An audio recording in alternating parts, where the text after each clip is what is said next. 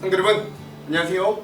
오늘도 말씀으로 승리하는 은혜가 저와 여러분 위에 함께하길 주님의 이름으로 축원드립니다. 우리 이제 신약 성경의 7번째 책인 고린도전서 이제 우리가 막 시작해 보려고 합니다. 매번 그랬듯이 우리 고린도전서 본격적으로 여행을 떠나기 전에 오늘의 전체적인 숲을 보는, 그래서 고린도전서 전체의 이 지도를 먼저 좀 살펴보는 우리 여행전 지도보기 시간을 좀 가졌으면 좋겠습니다. 앞에서 보고 왔듯이 우리 고린도전서 전체의 부분 중에서 아주 중요한 핵심 구절 세 가지를 뽑자면 6장 19절에서 20절, 10장 31절, 13장 13절 말씀을 뽑았습니다. 그 외에도 주옥 같은 말씀이 많이 있지만 그래도 우리가 이제 살펴보긴 이 세 가지 말씀을 주요 말씀으로 뽑았거든요.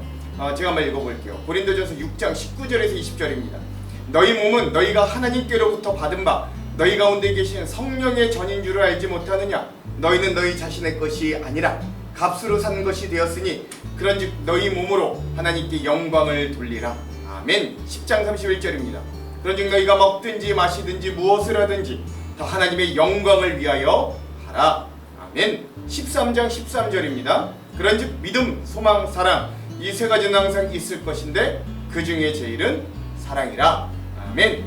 그렇죠. 오늘 이런 말씀들이 우리 고린도전서를 꿰뚫고 있는 우리 핵심 구절로 함께 잡아보면서 우리 이 고린도전서 여행을 떠났으면 좋겠습니다. 자, 우리 이 두 가지 이제 핵심 키워드라고 할 수도 있고 이 고린도전서 우리가 여행을 떠나는 두 가지 기둥, 축을 잡고 갈 건데요. 첫 번째 축은 뭐냐면 이 고린도전서는 타락한 세속 문화에 노출된 교회가 어떻게 복음 안에서 건강하게 설 수 있는가를 알려주는 책이 바로 고린도전서입니다. 고린도 교회는요, 지금 우리 교회와 아주 흡사한 교회입니다. 말도 많고 탈도 많고 문제도 많은 교회였어요. 잘 사는 항구 도시, 성적으로 문란한 도시, 또 자기의 뜻대로 막 교회를 좌지우지하려고 했던 아주 문제 많은 사분오열된 교회가 이 고린도 교회였거든요. 근데 우리 한국 교회와 결코 다르지 않습니다. 이런 타락한 세속 문화에 노출된 교회가 어떻게 복음 안에 다시 건강하게 설 수 있는가를 이 고린도전서는 아주 우리에게 잘 알려주는 책이라고 할 수 있죠.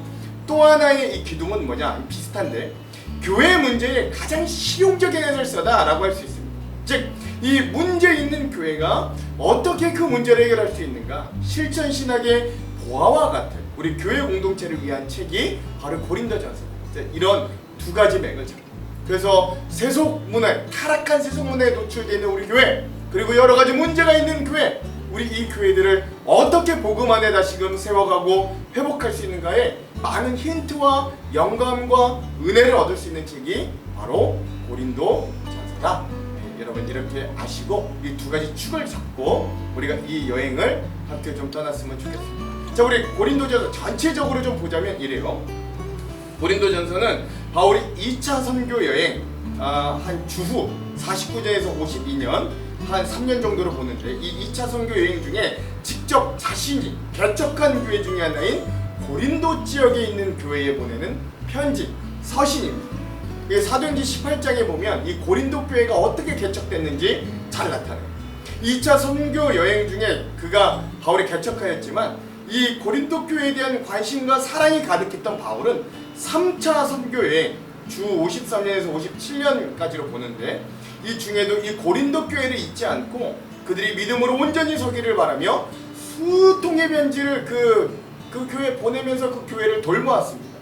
그 중에 그 보냈던 수통의 편지 중에 2통의 편지가 바로 이 신약 성경에 포함되었고 그 중에 2개의 편지 중에 첫 번째 편지가 바로 우리가 함께 이제 여행할 고린도전서였어요.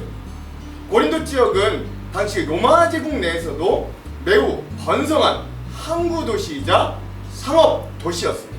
이 바울이 선교할 시점이었던 한 기원 50년경에 이 고린도시는 인구가 이미 그 당시에도 50만이 넘는 굉장히 큰 대도시로 발전되어 있었고 또 자유인과 노예인들이 함께 섞여 있었으나 그 중에 한 3분의 2 정도가 노예인들이었고 3분의 1이 자유인이었던 그런 도시였다고 합니다.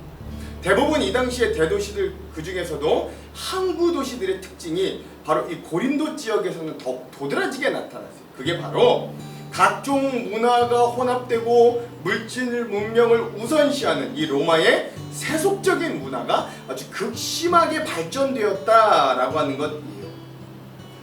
아주 그냥 왕성하게 그런 문화들이 발전됐다는 것이죠. 또한 그리스 로마의 철학과 문화 가운데서 각종 다신 숭배와 우상 숭배가 횡행하기도 했던 도시가 고린도였습니다. 또한 고린도 지방은 성도덕이 극심히 문란한 지방이기도 하였습니다. 그래서 여러분 고린도인이 된다는 말은, 그러니까 내가 고린도인이다 라고 어디 가서 이야기를 하면 이 당시에는 고린도인들의 생활을 즐긴다는 뜻으로 아예 어떤 대명사처럼 얘기하면 저 사람 고린도인이야? 그러면 저 사람 간음을 행하는 사람이구나 라고 그러는 말에 동의어로 쓰일 정도로 이 고린도 출신이다, 고린도 사람이다 하면 그냥 덮어놓고 저 사람 음란해, 저 사람 문란해 라고 볼 정도라는 거예요. 이런 사회 배경으로 이 고린도에서는 인간관계도 매우 살벌하고 타산적인, 계산적인 인간관계가 주로였다라고 합니다. 이런 고린도 지방의 기질을 이 고린도 교회 성도들도 극복하거나 파하지는 못했던 것들로 보입니다. 그래요, 고린도 교회는 바울이 이 개척하고 난 이후 1년 6개월 동안 사역하고 그곳을 떠나자마자 굉장히 여러 가지 문제들로 휩싸이게 되었던 거죠. 그리고 바울은 사업자 에베소에 들렸던 고린도 교회 성도 중에 한 명인 글로에라고 하는 이 성도에게 이런 고린도 교회에서 지금 발생하고 있는 심각한 문제들에 대해 전해 듣고, 또한 고린도 교회 성도들이 그 자기들 교회 내에서 일어났던 문제들에 대한 질문, 그 편지를 바울에게 전달하기도 하였습니다. 자, 이렇게 고린도 교회에 대한 문제들을 듣고 이 서신으로 전달받은 바울은 그것에 답하면서 고린도 교회가 다시금 복음과 믿음으로 올바르게 일어나도록 책망과 권면을 하기 위해 이 편지를 쓰게 된 거예요. 고린도전서에서 나타난 고린도 교회가 처한 문제들은 대표적으로 7개인데요. 이렇습니다. 첫 번째는 뭐냐? 교회 내 문제. 교회 내 파당이 형성되어서 4분 5렬로 분열됐어요. 그리스도파, 바울파, 아볼로파, 베드로파, 이렇게 4개로 교회가 찢어졌다는 거예요. 2개도 아니고 4개로 찢어졌다는 거죠. 두 번째, 교회 내 성도 간에 성적인 문란함과 성범죄가 야기되었습니다. 특별히 의붓 어머님, 계모라 그러죠. 의붓 어머님과 동침하는 근친 상간의 문제를 저지른 성도가 있었고, 또 우상의 신전에 창녀와 성매매를 하는 성도도 있었다. 뭐 이런 문제들이 있었어요. 세 번째, 이 교회 내에서, 고린도 교회 내에서 성도 상호 간의 갈등과 다툼으로 법정 소송을 하기에 이르렀고, 네 번째, 성도의 결혼 생활에 대한 문제도 굉장히 심각했던 문제들이 가득했어요. 다섯 번째, 우상 문화가 만연해 있는 헬라 문화 속에서 우상 제물로 바쳐진 이 제물을 식사로 먹을 것인가 말 것인가 하는 갈등도 심했고, 여섯 번째, 공공 예배의 질서가 잘 유지가 안 됐습니다. 그래서 성만찬을 하는데 뭐 이렇게 돈이 많은 사람들이 먼저 와서 자기들이 가져온 음식들을 다 먹어버리는, 그 성찬할 때 가난한 사람들은 가져올 게 없으니까 그분들이 먹고 남은 것들로 성찬을 하면 좋은데 그런 것들이 없어지니까 성찬을 하지 못하게 돼요. 또 자기가 받은 은사가 마치 교회 안에서 너무나 대단한 것이냐 막 방언을 막 난립하고 막 예언하고 막 이런 것들이 질서 없이 그냥 막 난립되는 그런 아주 혼돈의 상황이 있었습니다. 그래서 바울이 그런 것들을 정리해 주는 거예요. 또 모든 은사는 성령 한 성령으로 받은 거고 교회의 유익이 되어야 한다. 가장 중요한 건 개인이 잘남을 드러내려고 하는 게 아니라 그 은사는 교회 공동체의 유익이 되어야 한다라고 이야기하기도 하고, 너희들이 받은 모든 은사 중에 가장 최고의 은사는 너희들이 혼란스럽지만 그 모든 은사들이 최고가 아니라 사실은 사랑이라는 은사가 최고다라고 하면서 고린도전서 13장에 그 유명한 사랑장이 나오기도 하는 것입니다. 예.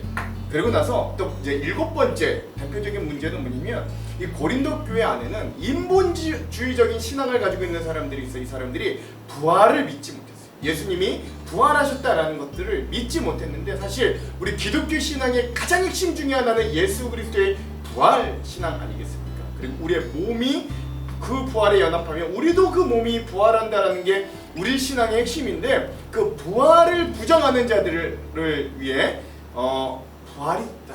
우리의 몸도 결국 부활될 것이다 라고 이야기하는 또 그 유명한 부활장이 바로 고린도전서 15장에 그 문제에 대한 답으로 등장하는 그런 것들을 우리가 볼 수 있습니다. 그러니까 대표적으로 이 고린도 교회가 가지고 있는 7가지의 문제가 이런 거다라고 나눌 수 있거든요.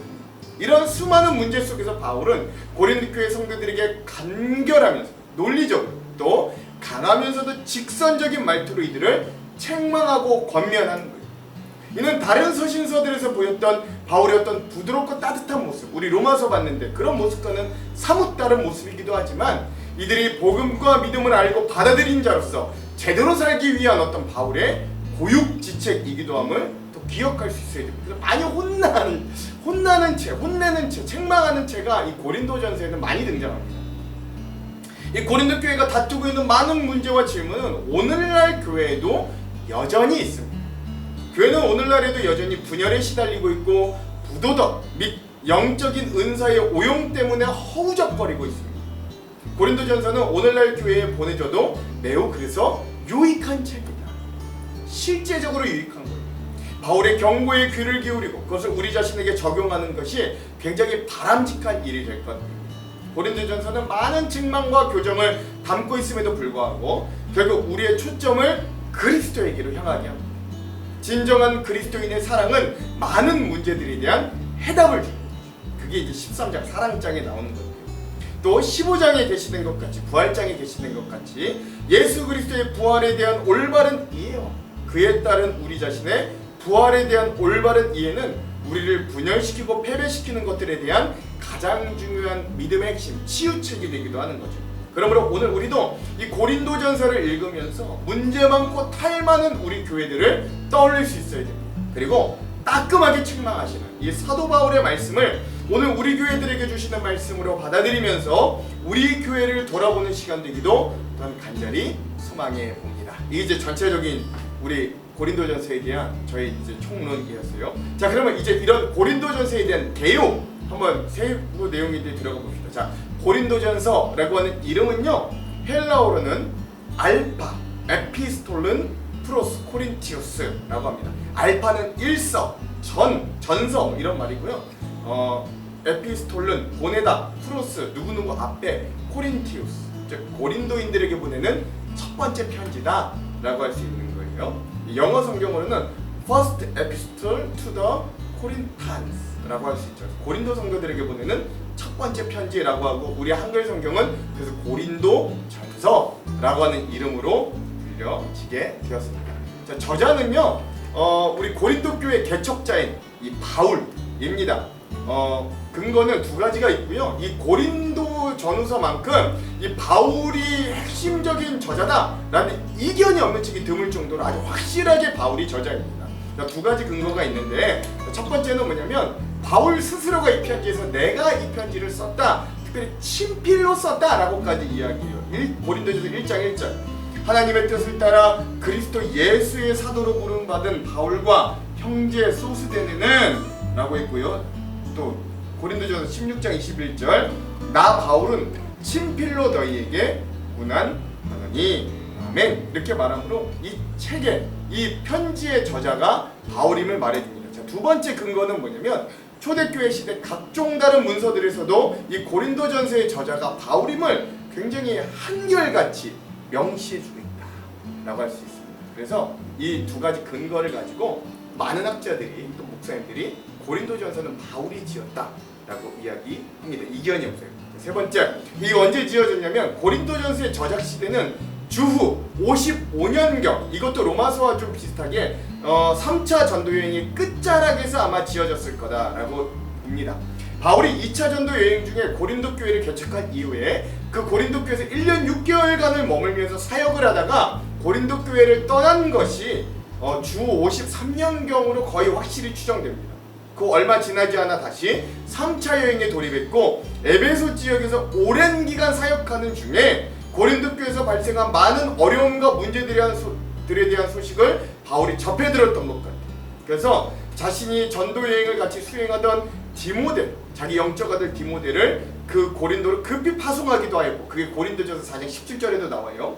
급기야 이 편지를 쓰게 된 거죠. 고린도전서를. 바울이 에베소 지역에 머물던 시기가 대략 2년 6개월 정도라고 본다면 바울이 이 편지를 작성했던 시기는 주 55년경이라고 보통 많은 학자들이 결론 짓고 있습니다. 이것도 거의 다른 이견이 없어요. 자, 그러면 이제 우리 고린도전서가 어떤 주제들을 가지고 있는가 우리 세 가지로 함께 좀 나눠보도록 하겠습니다. 첫 번째, 중요한 주제 중에 첫 번째는 뭐냐면 교회의 일치와 하나됨을 추구하는 공동체가 교회라는 걸 기억해라 라는 거거든요. 예. 앞서 말씀드렸듯 고린도 교회의 가장 심각했던 문제가 바로 이 교회가 4분 5렬로 분열된 상태였습니다. 이들은 두 개로만 분열돼도 심각한데 교회가 이게 아니라 3명의 교회 지도자들을 중심으로 파당을 형성하였거든요. 바울파, 아볼로파, 게바파, 베드로파 이렇게 3명의 교회 지도자들 중심으로 파당을 형성했는데 그것도 이 3개로 나눠진 것을 반대해서 심지어 이게 뭐가 중요해? 우리는 예수가 중요해서 그리스도파, 예수로파까지 나뉘어져서 총 4개의 파당으로 극심하게 분열되어 있는 상황이었습니다.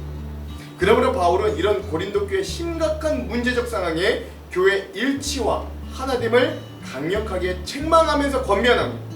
바울은 바울은 교회가 그리스도를 유일한 머리로 그리고 모든 성도를 여러 지체로 하는 하나의 몸이라고 제시합니다. 이런 논리가 바로 바울이 분열을 극복할 수 있게 해주는 해결책이자 교회 일치와 연합의 근거가 되는 것. 예수님께서 이 땅에 오셔서 구원 사역을 십자가와 또 부활을 통해 성취하신 후에 승천하셨습니다. 그리고 예수님께서 마지막 날 다시 재림하셔서 그 구원 사역을 천국 구원으로 최종적으로 실현하실 때까지 우리는 소위 그 재림을 기다리는 신약의 중간기 속에 살아가고 있어요. 예수님이 승천하시고 재림하시기까지 그 기간을 살아가는 모든 신약의 성도들이 이 중간기에 살고 있는 거예요. 이런 재림을 기다리는 신약의 중간 시대를 이 세상 속에 살아내야 하는 성도들에게 교회의 공동체는 절실하게 필요합니다. 혼자서는 버틸 수 없거든요. 그러므로 예수님은 구속의 은혜를 입은 우리 무리들의 신앙 공동체로서 예수님의 복음이 보존되고 전수되는 또 성도 각자가 이를 중심으로 신앙생활을 영위할 수 있는 근거지가 되게 하고자 교회라는 공동체를 성령님을 통해 직접 세우셨습니다. 이런 교회란 결국 그리스도 예수의 보혈의 피로 구원받은 성도들의 모임이에요. 따라서 교회의 구성원인 성도는 각자 출신도 다르고 지식 수준도 다르고 정치적인 입장도 다르고 그 안에 성별, 지위, 신분 이런 모두가 다 다르지만 그러나 교회 안에서 모두 다 오직 그리스도 예수를 통해서 구원받아 성도가 되어 그 교회 공동체를 통해 그 신앙생활을 영위하는 존재라는 점에서 동일함을 입습니다. 그러므로 교회 안의 성도는 단순히 인간관계의 화평과 상호 번영을 위해서 즉 교회의 양적인 부분과 실리적인 차원에서만 연합해야 되는 게 아니에요. 궁극적으로 교회의 존재 자체가 오직 한 분 예수님과 그분 안에서 신앙생활을 근거로 하고 있다는 사실에서 필연적으로 이 교회의 구성원인 성도는 서로의 간의 일치와 연합이 있어야 한다. 교회를 시작하는 주님이 이 연합을 위해 자기 몸을 던져 그 담을 헐으셨다. 그래서 우리는 필연적으로 연합하고 하나가 되어야 된다라는 데 근거가 있는 거예요. 그러므로 예수님은 시대와 지역을 뛰어넘는 이 교회의 일치의 절대적인 유일의 근거가 되십니다. 바울이 이걸 이야기해 주는 거죠. 그러므로 따라서 이런 주님 안에서 모든 시대와 지역의 교회는 동질성을 획득하고 한 교회, 한 형제 자매일 수 있게 되는 거예요. 그러므로 오직 복음의 진정성 이외에 다른 문제들로 교회가 분열한다면 그 분열된 양측 둘 다 순수한 교회라고 보기는 어렵다라고 할 수 있죠. 그러므로 바울은 이런 근거를 통해 4분 5열된 이 고린도 교회가 하나로 연합하고 일치를 이루기를 책망하면서 강하게 권면하는 겁니다. 따라서 이러한 일치와 하나됨을 상실한 교회는 평화와 사랑을 상실하는 슬픔을 겪을 뿐만 아니라 궁극적으로는 하나님과 사람 앞에서 온전한 교회로 존재할 수조차 없음을 또한 제일 먼저 이 고린도 교회를 보면 우리가 기억할 수 있어야 되는 거예요. 즉 교회란 세상 끝날까지 오직 예수 그리스도와 신앙 공동체 안에서 성도로서 존재할 수 있는 유일한 모임이 되는데 이 땅에서 그 공동체의 유일한 주인이신 사랑과 화해의 예수님을 한마음으로 바라보면서 성도 간의 관계에서도 일치와 조화 그리고 상호 보완적인 관계를 유지해야 된다. 연합하고 일치해야 된다. 이게 아주 고린도전서가 우리에게 준 아주 중요한 첫 번째 메시지입니다. 오늘날 한국교회도 수많은 분열에 신음하고 있습니다. 크게는 한국교회 전체와 기관들이 서로 진보적인 신앙이냐, 보수적인 신앙이냐, 어떤 교단이냐, 어떤 교파냐 서로 비난하고 분열되고, 교회 또 이거 크게 보자면 그렇고 작게 보자면 교회들 내에서도 크고 작은 갈등들로 서로 나뉘어져 있는 게 오늘 우리 교회의 뼈아픈 자화상이기도 합니다. 우리 교회도 원치는 않았지만 우리 교회, 우리 하안장로교회도 뼈아픈 분열의 역사를 지니고 있는 게 사실입니다. 그러므로 고린도전서 여행을 통해 분열하는 우리의 본성을 거슬러 예수 그리스도를 바라보는 한눈과 마음을 회복하고 교회의 연합과 일치를 향해 더 힘쓰고 달려가는 자들로 서는 그런 시간 되기를 간절히 소망합니다. 이게 고린도전서가 주는 우리에게 첫 번째 중요한 주제, 교회는 일치하고 연합하는 곳이다 라는 거죠. 자, 두 번째 주제는 뭐냐? 고린도전서에서 교회는 완전한 거룩성을 향해 가는 공동체임을 기억하라 라고 하는 거예요. 그러니까 교회는 상대적인 윤리의 공동체가 아닌데 우리는 하나님이 주신 절대적인 기준의 윤리를 향해 나아가는, 선함을 향해 나아가는 공동체라는 거죠. 고린도 교회가 세워진 이 고린도 지역은요, 아가야 지방, 즉 헬라 지방의 수도이자 총독의 거주지가 된 정치적인 중심지였습니다. 또한 1세기에 접어들면서 남부 그리스 지방의 아주 중요한 무역의 중심지로 급속도로 성장하기 시작했어요. 고린도. 그 이유는 고린도 지방의 중요한 지리적인 요건 때문인데요. 지도 보시면 알겠지만 고린도 지방은 지중해와 살로니카만을 통해 두 바다 사이에 끼어있는 천연의 항구 도시, 즉 두 바다를 연결해주는 천연의 항구 도시였기 때문에 그렇습니다. 그리하여 고린도는 아시아와 이탈리아 사이에 동서를 지나는 해상무역의 중심지로 부각되었고, 그에 따라 엄청나게 무역이 발달하니까 부의 본산지가 될 수 있었습니다. 부유한 동네였다는 거예요. 고린도는 이런 환경적인 조건 때문에 선박과 무역 그리고 금융의 도시로 곧 발전했고, 그로 인해 많은 외국인들이 고린도로 몰려들게 되었습니다. 이런 상업도시로의 명성 때문에 돈을 벌려는 많은 유대인들이 이 고린도로 옮겨오기도 했던 거예요. 이 도시의 대부분의 시민들은 헬라인들 출신이었고, 그러므로 헬라 문화가 뿌리 깊게 정착된 것이 고린도였습니다. 특별히 발전한 대도시와 항구 도시답게 고린도는 점차 유흥과 쾌락의 도시로도 변모해 갔습니다. 여기에는 꼭 이런 경제적인, 정치적인 이유뿐만 아니라 종교적인 이유도 한몫했는데요. 고린도에는 그리스 로마 신화에 등장하는 남신과 여신들을 위한 신전들이 도시에 널려 있었고, 또 우리가 잘 아는 아테나, 아폴로, 포세이돈, 헤르메스, 치유의 신, 에스뷸라, 피우스, 만신전 등 곳곳에 다양한 신전들이 있었습니다. 그러나 무엇보다도 이 고린도에서 가장 유명했던 건 사랑의 여신으로 불리웠던 아프로디테, 우리 비너스로 알고 있는데 이 아프로디테 신전이 있었습니다. 이 여신을 섬기는 예배 행위는 바알신 섬기는 것과 똑같아요. 신전에서 여사제들과 성행위를 하는 것이 예배 행위였기 때문에 이런 종교적인 의식들은 자연스럽게 고린도의 성적인 타락을 가속화시키는 데 아주 큰 일조를 했단 말이에요. 그러니까 종교행위가 이 여사제들과 성행위를 하는 것이니 종교 자체가 그러니 일상생활은 오죽문란하게 시작했어요. 이렇게 고린도 지방은 경제적으로는 풍부하여 황금 만능주의가 만연하였고, 종교적으로는 혼탁하여 수많은 우상숭배 도시였고, 성적으로는 극심하게 문란하고 타락한 도시였습니다. 특별히 헬라 문화의 중심부 가운데 있었던 이 고린도는 상대적인 가치를 추구하는 상대주의가 더 기승을 부렸던 도시였어요. 그러므로 고린도 사람들은 사사기 시대와 같이 자기 주관에 옳은 대로 살아가는 사람들이라고 할 수도 있겠습니다. 그러나 고린도전서는 그런 고린도 지방 사람들이 다수를 차지하고 있는 고린도 교회는 하나님께서 세워주신 기준과 질서대로 절대적인 윤리와 복음의 거룩함을 지향해야 된다고 강력히 외치는 편지가 됐던 거예요. 교회에 속한 각 성도들의 구주이시며 또한 전교의 주권자이신 우리 주 예수 그리스도는 절대 거룩과 절대 순결을 가지신 유일한 분으로서 성도들에게 자기를 본받을 것을 명하셨습니다. 하나님도 그렇잖아요. 내가 거룩하니 너희도 거룩하라 라고 요구하시잖아요.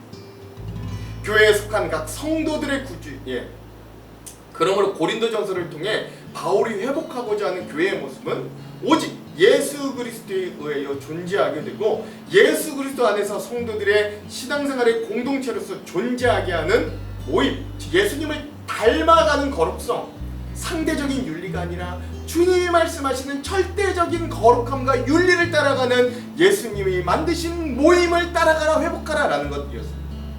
따라서 그리스도 예수는 교회 존재의 근거인 동시에 우리 전인격적인 차원에서 성도의 신앙과 삶의 기준이 되셨던 겁니다. 그 중에 특히 고린도전서에서 윤리의 기준으로서 예수님의 역할이 두드러지게 나타나게 되는 것이죠. 즉 교회의 존재의 근거이신 예수님은 절대 거룩하신 분이므로 그 교회에 속한 성도들도 그 기준에 따라 절대적인 거룩한 삶을 추구할 수 있어야 됩니다.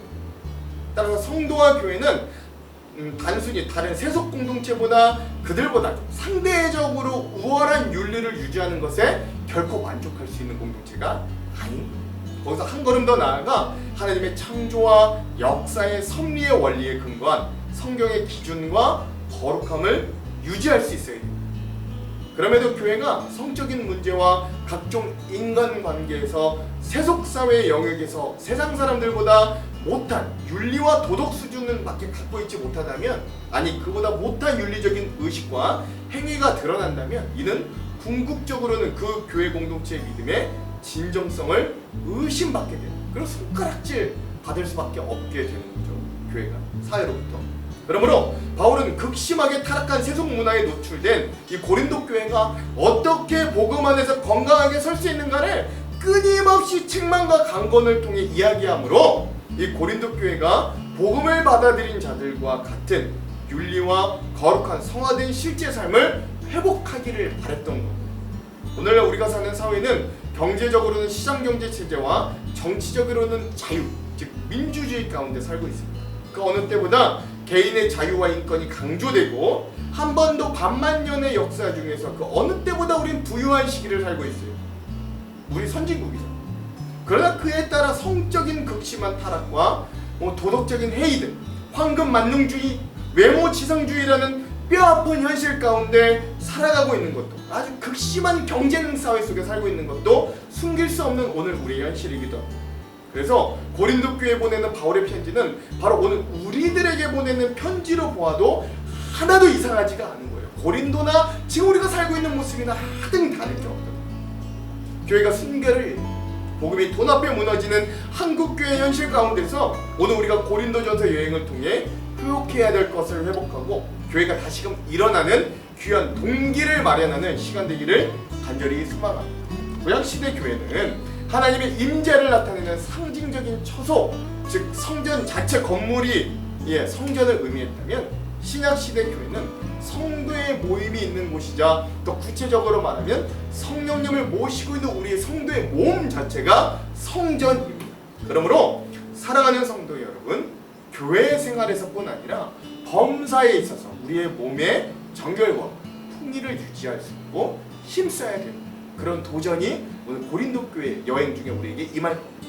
이런 도전과 새로운 삶으로 나아가는 귀한 시작이 바로 우리 고린도전서 여행을 통해 일어나기를 간절히 소망합니다. 이게 중요한 두 번째 주제예요. 자, 마지막 우리 살펴볼 이 고린도전서의 세 번째 중요한 주제는 교회의 여러 문제들에 대해 답하다라고 하는 것입니다.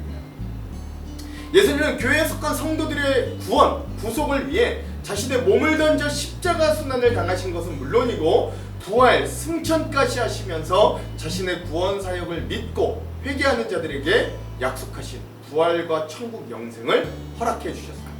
따라서 성도들은 교회 안에서 인간 범죄의 궁극적인 결과로서 절대 절망을 가져오게 하는 죽음과 영벌의 두려움을 떨치고 역동적인 소망 속에서 살게 됐습니다. 이게 오늘 우리 그리스도인들의 존재 고백이잖아요. 이런 신앙적인 용기와 믿음을 주는 게 바로 교회 공동체입니다. 그래서 교회 공동체가 그래서 중요해요. 그래서 교회는 이 땅 가운데 임할 하나님 나라의 모형이 되고 교회가 온전히 설 때 그 주변의 세상도 온전히 하나님 나라로 회복됨을 우리가 기억할 수 있어야 됩니다. 그러므로 바울은 고린도 교회 성도들이 교회 공동체 안에 이렇게 중요한 교회 공동체 안에서 신앙생활을 하며 만나게 되는 여러 문제들에 대해 구체적인 실증과 답변을 통해 고린도 교회가 여러 문제들을 뚫고 일어나 든든히 서기를 간절히 소망하였습니다. 여기에는 다양한 입장에 처한 각 성도들의 결혼과 독신, 결혼 생활의 문제, 또 우상 숭배가 만연했던 당시 고린도시에 살고 있던 고린도 교우들이 일상적으로 부닥쳐야만 했던 우상 제물에 대한 식사 문제, 그리고 아직 확고한 예배 제도가 정착되지 못했던 이 시대에 공공 예배 질서를 유지하기 위한 문제, 은사의 올바른 사용, 그리고 당시 최고의 신앙 문제였던 부활의 확신 문제, 끝으로 또 당시 고린도 교회 현안 문제 중에 하나였던 예루살렘 교우들을 위한 구정금 모금의 문제 등에 바울이 어떻게 하라고 하는 이 복음에 기준한 답변들이 소개됩니다. 이런 문제들의 전반적인 의미들을 세 가지로 간추려 보자면 이래요. 첫 번째는 뭐냐? 교회가 회복해야 될 복음적인 질서로 이방 종교 제사에 참여하면서 이웃을 생각하지 않는 사랑 없는 지식과 예배 가운데 질서가 물러나게 된 여인들의 머리 너울, 또 이웃들의 연약함을 돌아보지 않는 성만찬에 참여하는 태도에 대해서 바울은 지적해줍니다. 그러니까 예배의 진정한 의미를 회복하라는 거예요. 바울은 이런 문제들에 대해 복음의 기준에 접근하여 그들이 복음의 정신을 회복하는 교회 생활이 되도록 책망과 권면을 이어가는 겁니다. 예배로 회복해. 너희들 그 안에 이웃과 성도들에 대한 사랑이 없다면 예배 백날 드려도 소용없다라는 거예요. 곧 교회 일치와 덕을 위한 삶의 관점들을 그들이 생각날 수 있도록 그런 부분들의 차원에서 예배의 차원, 그래서 이 첫 번째 아주 중요하게 이들의 문제들을 건드려주고 답을 해줬다. 둘째, 교회가 회복해야 될 복음적인 질서로 한두 가지 은사에만 집착해서 영적인 경험을 왜소화시키고 이기주의에 빠져있는 이 영적인 열광주의자들을 경계하고 주의해야 될 것을 이야기합니다.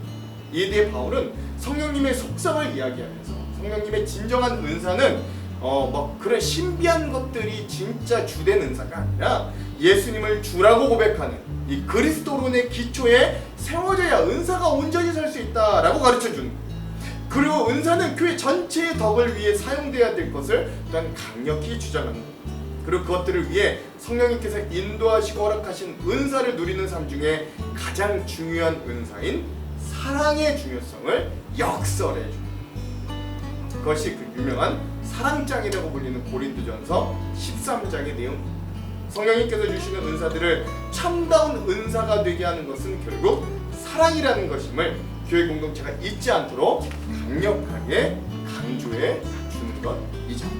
마지막 셋째로 교회가 회복해야 될 복음 정신으로 미래에 나타날 우리가 미래에 겪게 될 몸의 부활을 부인하고 형제의 영적 경험에만 안주하려는 은사주의자들과 대결하는 거예요.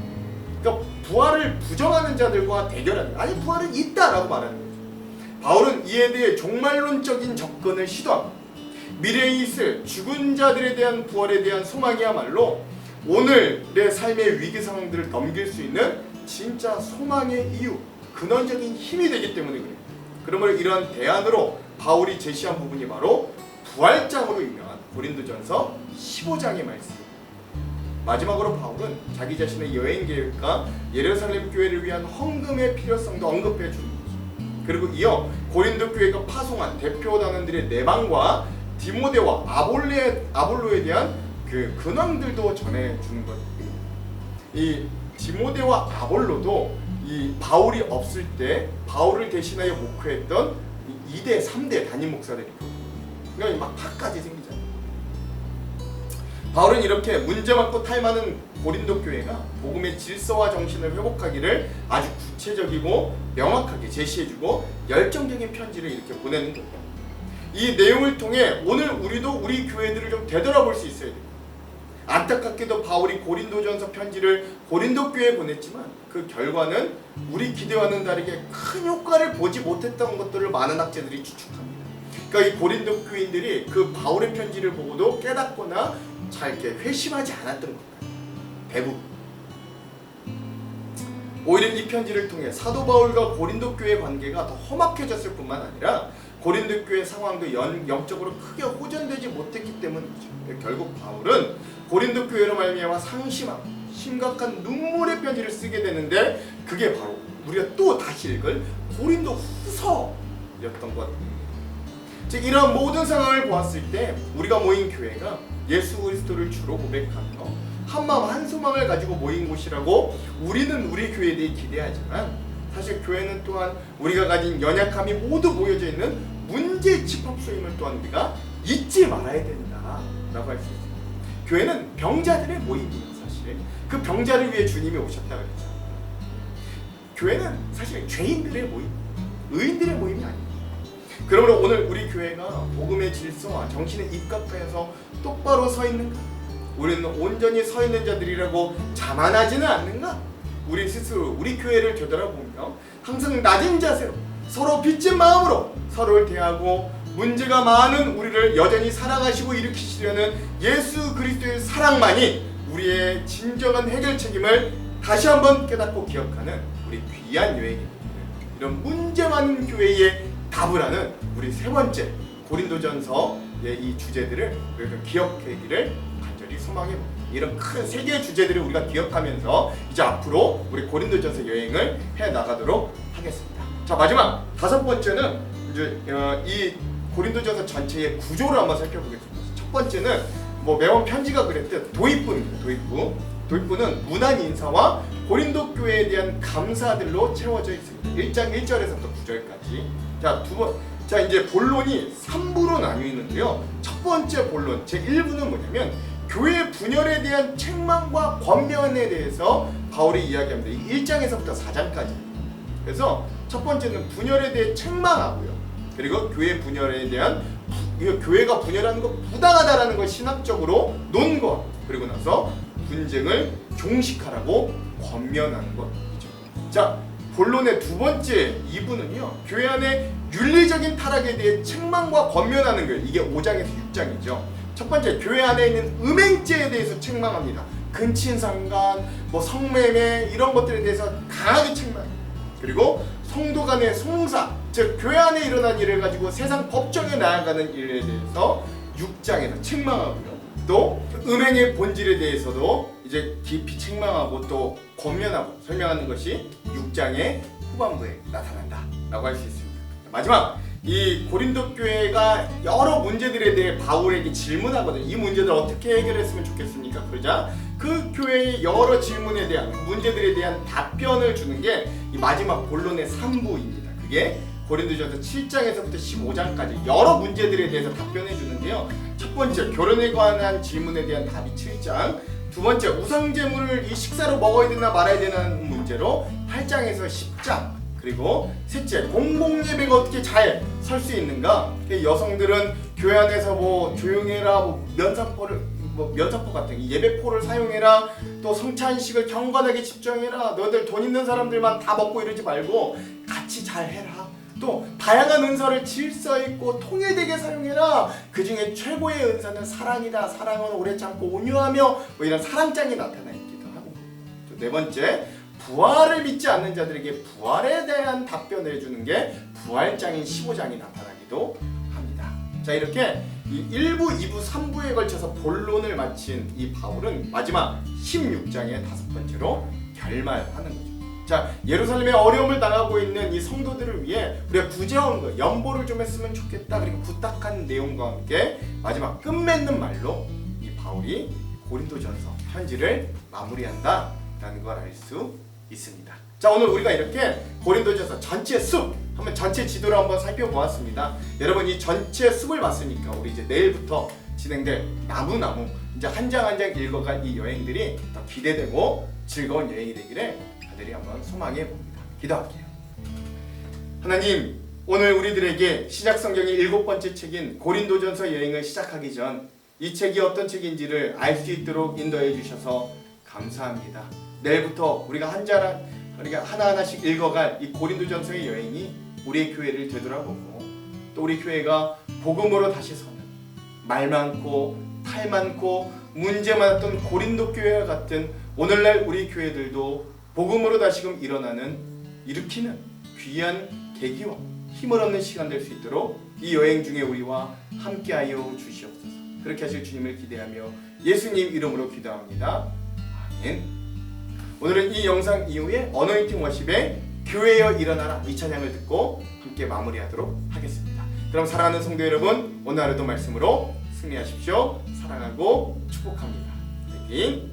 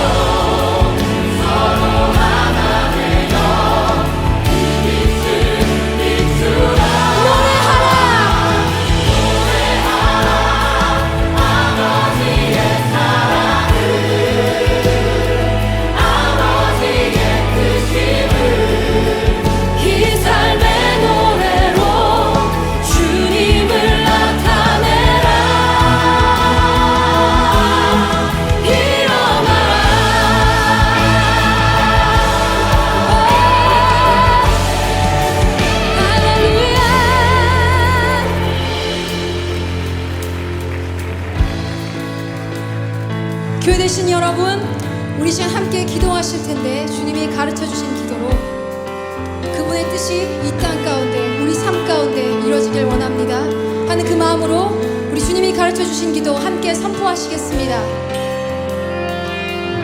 하늘에 계신 우리 아버지여, 이름이 거룩히 여김을